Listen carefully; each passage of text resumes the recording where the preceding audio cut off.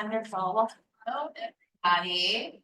Hello, hello. Say hello back. I need it. I need the affirmation. Thank you. I know we just had lunch, and so I know I get a little bit sleepy afterwards myself. So we're gonna keep it high energy. And I just wanted to say thank you to Drs. Middlemeyer, Lomer, and Nkule, and the rest of the team for just providing me the opportunity to speak with you all today. And I wanted to thank the Spencer Foundation and any other sponsors for funding this really great and important event. And then lastly, I'd like to thank each of you for just, taking the time to join me for this keynote that I've titled Resetting the Foundation and Equity-Driven Lens for Research with International Students. And so there are two main things that I'm hoping to do with you all today. The first is to describe just a little bit about, what and why and how I began engaging in research with international students, because it's not something you can easily kind of glean from reading a book chapter or article I've written, maybe that little reflexivity statement, or positionality statement. But I thought, as we think about engaging in work, it's important to remember why we're doing it. And so I'll start with me today. And then I also wanted to present a lens that I co-developed with Dr. Christina Yao that foregrounds issues of equity and inequity in internationalization research and apply that to research with international students. Sound like a plan? Yeah. All right. Thank you. Yes. Okay.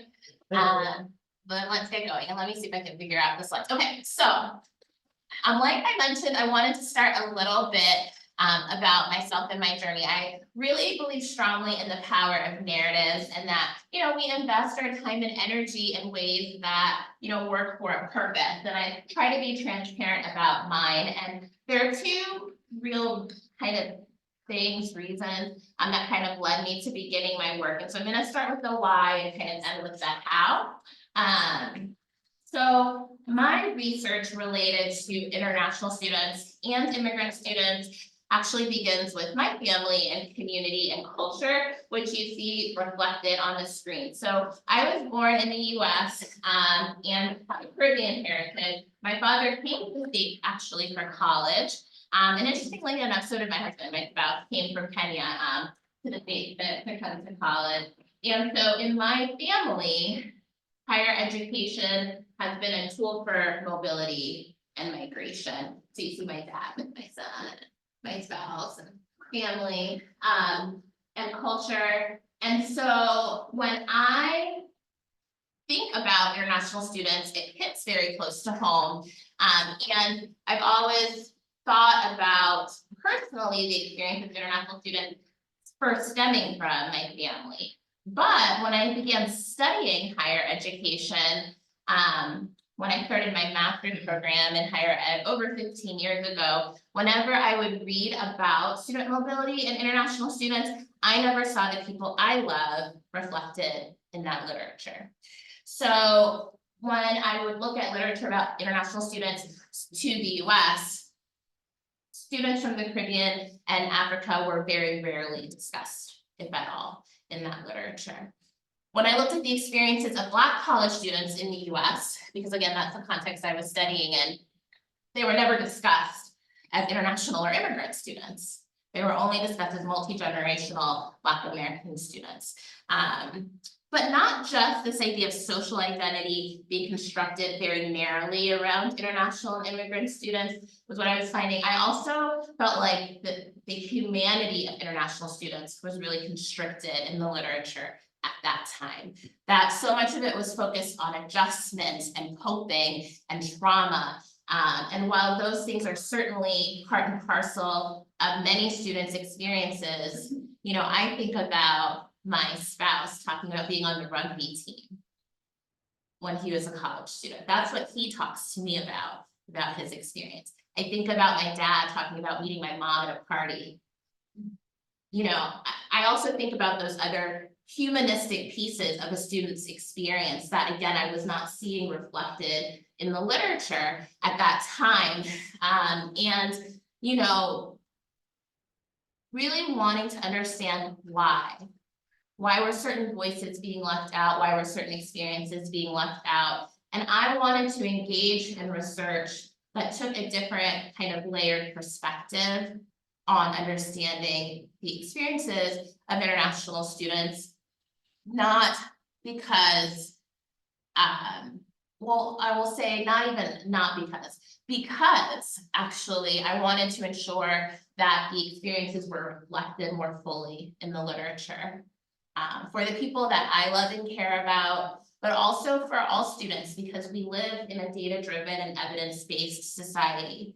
And if students' whole experiences are not presented in the literature, not empirically understood and investigated, then oftentimes resources, planning, and initiatives that are supposed to at least be based from data are not going to be there for those students, or not going to be as effective for those students. And so it, to me, was an imperative that we understood the experiences of international students beyond a visa status, which is certainly important, but that there was more to it. And so that became a lot of the why of my work.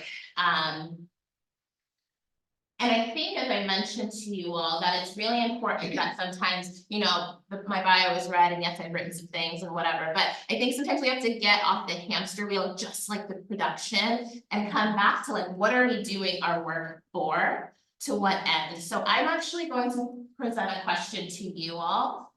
And that is, what has brought you to this work related to research with international students? It doesn't have to look like my story. What is your story? I want you to think about this, and if you're in the Zoomosphere, hi Zoom people, please also reflect on it.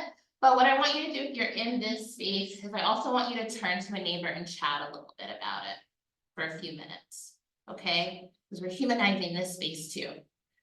Okay, so talk to each other. Please.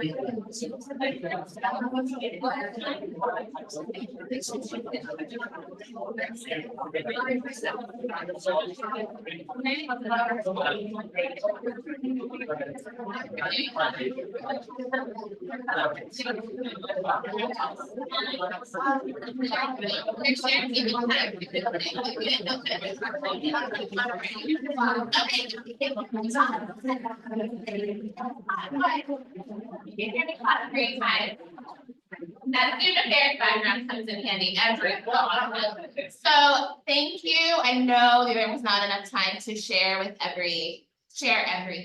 And I apologize for that, but we are here through tomorrow, so you all can continue to share with one another. But I just wanted to, and I just heard the energy, right, around this, the passion for the work that you do, the work that we do. And I appreciate you, and I appreciate that passion. But I have to come back to the keynote. So, you know, I've told you the why of my scholarship, but in terms of the how. So my approach to research with international students is oftentimes grounded in the question that you see on the screen, which I use to guide a lot of my work, which is how can my research engage, critique, and reframe higher ed internationalization by discerning racism, neoliberalism, and the colonial projects embedded within it. And I engage the core approaches that you see surrounding that question. I seek to be student-centered and equity-centered in my work, to use critical and transformative epistemologies to integrate both the lived experience and understanding that lived experience alongside disciplines and structures that surround those experiences, and to engage in work that is action-oriented and accessible. And not all of it is all the time, which is why I've written a lot, so that I can, because some things are placed in different ways and different audiences. The how of my work came about not in totality from my training as a scholar. I'll tell you my dirty little secret, which is that I never really wanted to be a faculty member. I thought faculty were very inefficient, strange people, to be honest. I started off as a college administrator who worked with students. I started my first job out of college was as an admissions counselor. I worked in different student-facing roles for a number of years, often related to issues of diversity and equity and supporting students. And I fell in love with research as a PhD student and decided to go down the path of an academic. But it is my training, I think, as an administrator that has allowed me to kind of take a different perspective to the research than what I was seeing when I was looking at research related to international students all those years ago. And that was to allow me to take my training in diversity and equity work and say, well, why aren't we having these conversations as we think about internationalization and international students? At that time, we're seeing it more now, right? And you know, who is supposed to be served by internationalization? To what purpose are we engaging globally as higher education institutions? Those were questions that I wanted to have answers to and to engage in my research. And I wanted to think about access and voice and equity and justice and humanity in my work in relation to internationalization. And you know what? I received a lot of pushback when I started out in my research. So here's a question just to ponder in your mind first. How many of you, don't respond aloud or just think about it. How many of you have ever had an article or conference paper proposal rejected or grant proposal rejected, or felt like people just weren't getting your research or just didn't understand what you were trying to do or think that it was important enough? If that's ever happened to you, raise your hand. I'll raise both of mine. Right. Have you been there, right? When I was starting out early in my career, I received a lot of that. You know, I would hear from reviewers that we don't need to discuss equity and diversity, sometimes from practitioners too. We don't need to discuss equity and diversity when it comes to higher education, internationalization. That's the whole point. That's the outcome. Like, we don't have to worry about the process. Or, you know, we don't need to discuss issues of race and racism related to international students because those things don't affect them. Or why isn't your work being grounded in assimilation and acculturation frameworks? Because that's where the literature has been. That's what exists, and that's what you should ground your work in. I heard that a lot in the beginning. And yeah, well, I don't suggest we just forget about those frameworks. Like, I'm not big on the whole cancel culture kind of thing. I didn't want them to be my foundation. Okay, and those foundational theories around coping and assimilation and acculturation and adjustment, to me, really let institutions off the hook in supporting students who are their students. And to me, reinforced a dehumanizing and inequitable expectation that international students had to do whatever it took and change whoever they were and whatever they value, and piece together resources that were not truly accessible or sufficient, and be grateful for whatever they could get in their college experience. And that just was not right to me. And the international students who would share with me in the work that I was doing with them were telling me that what the reviewers were telling me just was not true. And I had to learn to write in a way that was going to be accessible to different kinds of audiences. And I kept researching and I kept writing, and I believed in my scholarship, and I surrounded myself with others who believed in that as well, and continue to pursue it. And I shared that aspect of my story because sometimes it's important to stay the course for things you believe in and to find people who believe it, and to get that mentorship and support, because it's not always easy. So I share that part of my story because it's not what you see on my CV. You see the wins on my CV, right?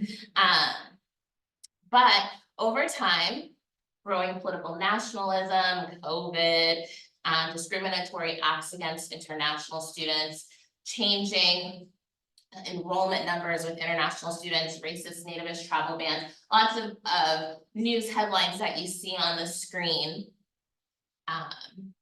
converged interests, I think, by a lot of institutions of higher education, as well as international ed associations and higher ed journals, in mass, who stood up and said, you know, that I was right. No, I'm just joking. But no, that, you know, international students deserve student-centeredness too. And that we needed to do better than we were doing, and that what we've been doing just isn't enough and isn't sustainable. So resetting the foundation. I love coming to these spaces and hearing the work that is here and that's emerging, and that's in so much more abundance than the work that existed when I was starting out. Work that critiques and counters entrenched deficit perspectives and frameworks. And I see no better time than now to reset the foundation, because the past foundation doesn't have to be our foundation. We have books now that can reset that foundation. We have so much work and scholarship, and more certainly that needs to come. But I really call for intentionality and recentering and resetting the conceptual foundation of scholarship regarding international students upon humanity and equity. And I want to share an approach that I developed, like I said, with Dr. Christina Yao. She's an associate professor of higher education at the University of South Carolina. And we created not too long ago what we called an equity-driven lens to internationalization research. And I wanted to kind of imagine it alongside research with international students.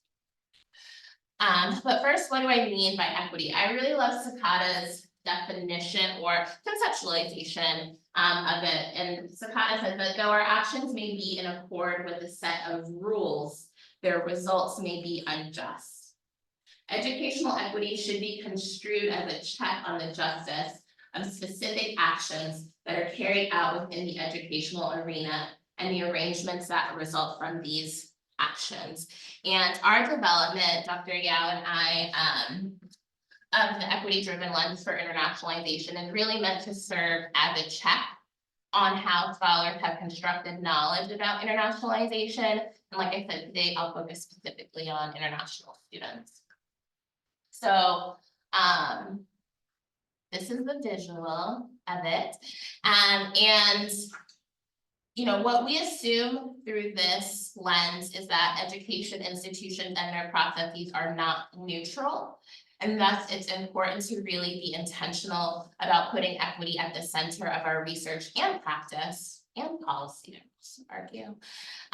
Within our illustration, you see a piece of yarn, actually, which we use as a metaphor for the internationalization of higher education. And the yarn is typically, when you first look at it, it looks like just a singular thread, right? But like internationalization, which is like this broad umbrella term that can overshadow its complexity. Yarn is actually made up of tightly interwoven fabric, excuse me.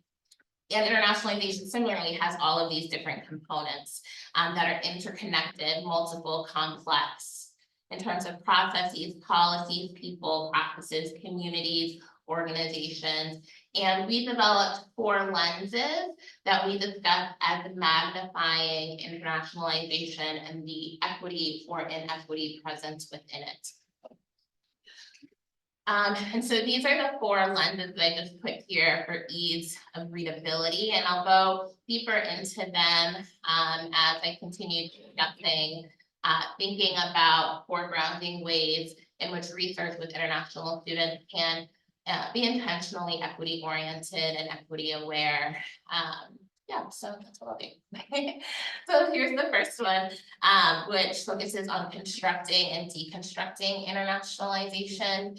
And through our lens, the overarching idea is for you to question what counts and who counts, rather than accept the status quo of what is included, excluded, or defined as internationalization.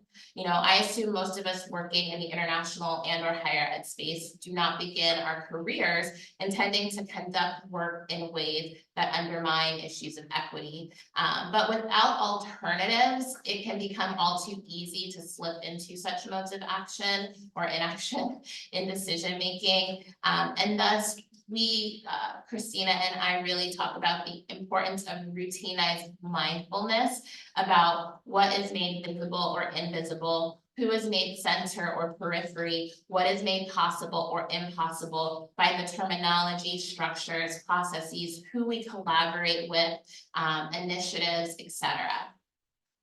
Even the title of this event, Research with International Students, fits within this idea of construction and deconstruction, because, oftentimes in the past, it was like, we're conducting research on international students, which treats individuals, people, as a variable to be manipulated, right? The practice of engaging in research with international students focused in this event is really another important way to construct and engage scholarship. And in doing so, scholars can move towards construction also of internationalization and research that works to resist rather than reify inequity in higher education. So, we know that there are over 6 million students who have crossed national borders for higher education. And while much of the dominant dialogue can center on their mobility from the global south to the global north, what I call the majority world, space that have the majority of people and resources in, to the minority world, which is oftentimes called the global north, that have fewest people and fewest natural resources. We have to really kind of think about deconstructing even just the research that we do, because we see mobility and pathways between majority world to majority world, global south to global south. We see declines in enrollment from the traditional pathways we've always been studying. And yet we still study, oftentimes we're seeing the same kinds of work and pathways. As another example, the sole focus on national identity can oftentimes ignore international students' socioeconomic status, religious identity, ethnic racial identity, linguistic backgrounds, sexuality, ability, and other identities. And not acknowledging sociocultural factors and identities beyond national origin, which is important. I'm not saying that it's not, but not thinking apart from those identities or what's intersected with those identities presents students as one-dimensional, and then we'll wrongly assume that there's like this one-size-fits-all approach to serving and supporting them in higher education, right? So it's just thinking about what are the ways that we even think about who our international students are. We oftentimes, at least in the US context, have a very clear binary that international students are a student on a very particular kind of visa, but then we kind of leave out students who live in a liminal space, students who might have been recently naturalized citizens who were born abroad, or refugees and asylees who don't necessarily have space and supports either, because they don't fit into domestic or international. Right, so how are we constructing these concepts, these constructs? Are things that we ask to think about as we engage and work moving forward, as we engage in resetting foundations moving forward.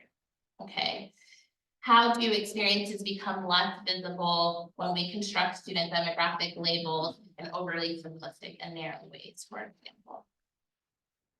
And how might the things that you use in your work make things more visible or invisible?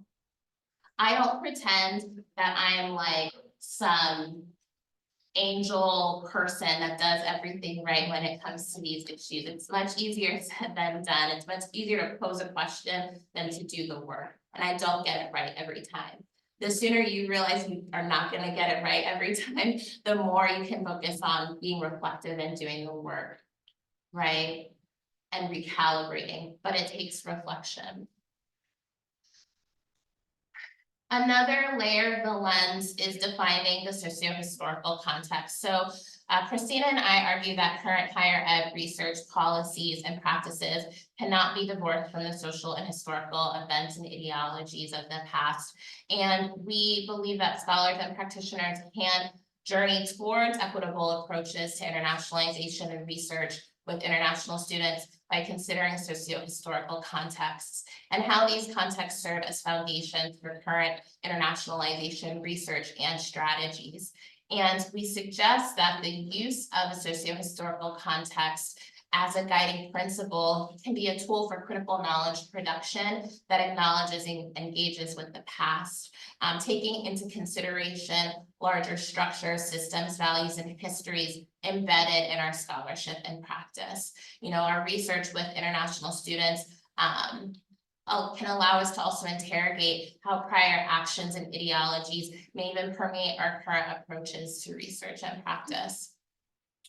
And so here are just, a couple of additional key things that go over what I just shared, but I'll keep moving given time. I'll share one example that aligns a lot with the work that I do, which is concepts and constructions of race and racism, which the US certainly does not have a monopoly over, although we pretend like we do sometimes, I think. But I will, just share in terms of the US context, right? Race and racism were predominant tools used in the construction of that society through settler colonialism and the transatlantic slave trade. And when we think about that socio-historical context, it what continues to kind of perpetuate societal stratification via systemic racism, whether via laws or societal norms. Race has been a status determining trait in the US, and racism reflects historical racial stratification. Yet this racial stratification has and continues to be complicated over time, particularly by migration and mobility. So it's important to think about how international students enter into that context in contemporary times.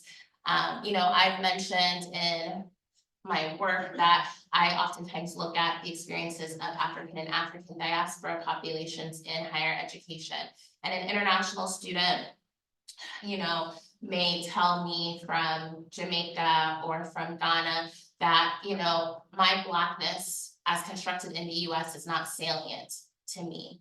What is being projected onto me in this country doesn't fit how I see myself. And the socio-historical context has allowed me to have deeper conversations with students around anti-Blackness as a tool of colonialism and coloniality, and what that has looked like in their home country. So, although for a student who's a newcomer to the US may not be seeing race and racism in the ways in which it's constructed there, have been able to have conversations around phenotype being used as a tool and precondition for European colonial and imperial projects. The students being able to express to me how anti-Blackness was used in their country context to justify land dispossession, economic exploitation, political and social domination, standards of beauty, standards of language. And we can draw connections to then what's going on in the US, instead of the idea of having to start with the country that they're currently in.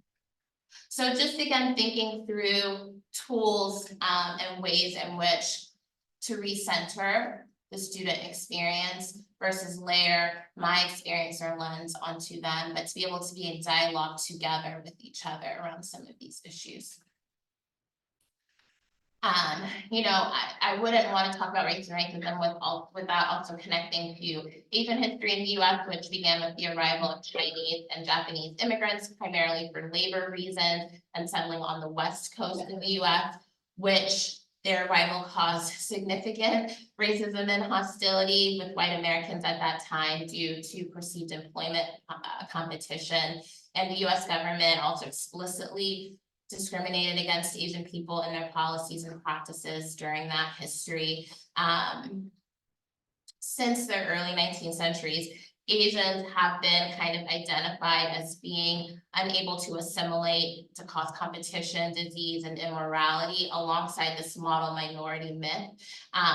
But what came over time to be this underlying piece was this idea of yellow peril, which refers to fear and mistrust of Asian individuals that categorizes Asians in the US context as forever foreigners. And Christina Yao and I have talked about this in our work. And we see it repeated through the SARS outbreak in 2003 and COVID most recently as something always underlying the surface but bubbling up during particular periods of time. Again, that socio-historical context being so important. So again, questions to consider that I have on the screen and moving forward in your own research around how might the socio-historical context guide and be a tool that can be used in critical knowledge production.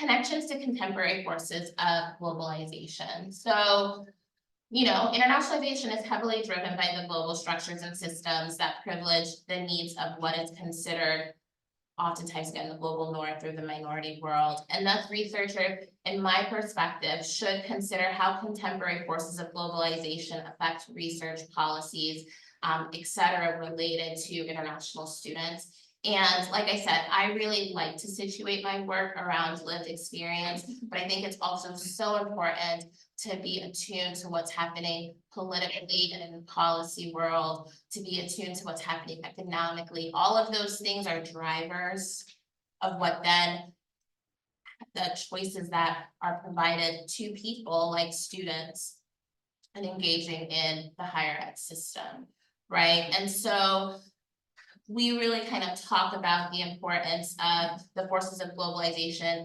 heavily influencing international student mobility and thinking about those larger systems of global domination and geopolitics in our work, and trying to draw understanding of, again, the lived experience situated within that context. And going back to, that yellow peril notion of history, right? We see it continuing to exist today. In my research with Christina, we've analyzed how East Asian international students were positioned within the discourses around COVID. And, we analyzed studies and news reports and policy reports and white papers and found that East Asian international students were simultaneously being positioned as scapegoats for the pandemic and bearers of the disease, being blamed for bringing COVID to the US. So there were so many parallels to be drawn to that socio-historical context around yellow peril of the 1800s in terms of illness being politicized, racialized, economically weaponized. Right? International students as a whole have become commodified as imports and exports that serve national and institutional interests. And the commodification of students reflects a response to market-driven globalization, including their positioning as a means for garnering diversity, contributing to foreign policy, producing knowledge. All of those things can be seen as commodities in our system. So how do we unpack that as we engage in research with students? The width, to me, doesn't always have to have research though in front of it. It could also be about being in community with international students, being in dialogue with international students, being advocates with international students. And I think recognizing some of these larger systems that are impacting their experience is also a way to do that and to engage that. Like I say, I put a lot of questions up here. I'm happy to share these later if that's helpful. All right, so last lens. Integrating equity-driven and conceptual theoretical perspectives. So an equity-driven research orientation guides scholars away from grounding their work in ways that reinforce internationalization as values neutral or indiscriminately positive. And one way to counteract values neutrality in research is through the use of conceptual and theoretical perspectives that enable researchers to critique and disrupt inequity, hegemony, and marginalization that occurs within practice, as well as to identify areas of resistance and reimagining. And, we don't think that people should just use our lens as that framework. That's really the lens is a reminder to continue to find representation that allows you to see the work that you do with students in the ways that are going to elucidate some of these things. Okay, we ask that you grapple with not only what internationalization means, but how you frame research problems to combat inequity. And as I mentioned earlier, research has historically been grounded in assimilationist and psychology kind of related frameworks like culture shock and acculturative stress that focus on coping to understand international student adjustment to the new educational environment. Yet seeking to understand these students solely using these frameworks and constructs foregrounds their behavior as maladaptive to adjustment and places the onus on the students to adapt instead of calling on universities to transform to better support and be inclusive of the students. Okay. So framing scholarship, as you know, on what students are lacking rather on how they can be supported in their education environment is problematic within an equity-driven lens. Unlearning and relearning how we conceptualize to frame scholarship for international students with international students and to support this idea of what internationalization could be is important. And I think that we don't have to always engage in big T theories or frameworks, right? What are the ways in which we can see some of what we think as important issues or problems that need empirical investigation, to working with students to ask what are important things that we should be engaging in investigation around? That is research with international students. What are the ways in which you see the world? That is epistemological engagement with international students. Final question. So in thinking about theoretical and conceptual frameworks, I oftentimes use the example of like a cabinet maker, right? A cabinet maker looks at a forest, like the forest that's kind of great out here, and sees the potential of turning trees into fine furniture. An artist looks at these same trees and sees it as a subject of a beautiful oil painting, right? A forest ranger might look at those same trees and say, you know, we need to get a crew in there to clean it up a little bit, clean up the brushes so that there's not a forest fire, right? Each of us has a different perspective and often somewhat of a narrow lens, but what is guiding you in your work towards equity and justice with international students at the center? So last thing, I know, Sylvia, you're like, please close, please close. I can talk about this all day, but I will be quiet in 2 minutes. So in closing, you know, let's circle back to the title of this presentation, Resetting the Foundation.